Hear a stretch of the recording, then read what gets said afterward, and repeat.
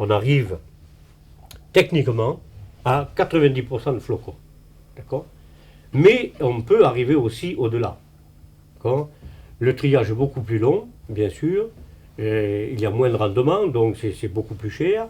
Mais on peut, selon les normes européennes, on peut rajouter un pourcentage de fibres de duvet avec les flocons. Ce qui fait que quand on approche 90% de flocons, si on rajoute le pourcentage de fibres, on dépasse largement les 90%, donc entre 90 et 95.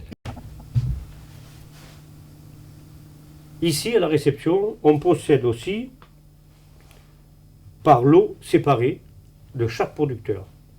Rien n'est mélangé. Tout est traité séparément par producteur, par fournisseur. Et on fait déjà une première sélection qualitative. Tous les lots sont référencés en fonction du fournisseur, de l'origine animale, bien sûr, si c'est de l'oie grise, de l'oie blanche, du canard blanc, du canard gris, d'accord, et en fonction de la qualité. C'est référencé et c'est stocké.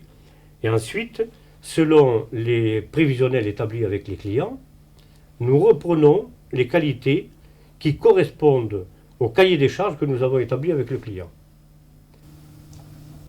Oui, pour ce qui concerne les qualités de Valandré, il y a quand même de nombreuses années que nous travaillons ensemble et nous avons depuis le départ sélectionné les meilleurs producteurs du Périgord.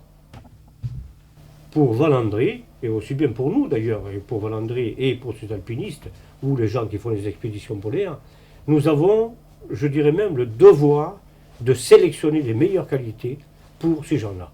Je pense qu'il n'y a pas autre chose à dire. En fait. C'est la sélection des meilleures qualités pour assurer leur survie. Ça, c'est très important. Moi, j'aime les oies, j'aime les visiter, j'aime les photographier, j'aime voir le développement en fait, des plumes et des duvets sur les oies. D'accord ? À partir de là, je sais déjà quels sont les élevages qui vont être sélectionnés pour tel ou tel client, dont Valandré. On a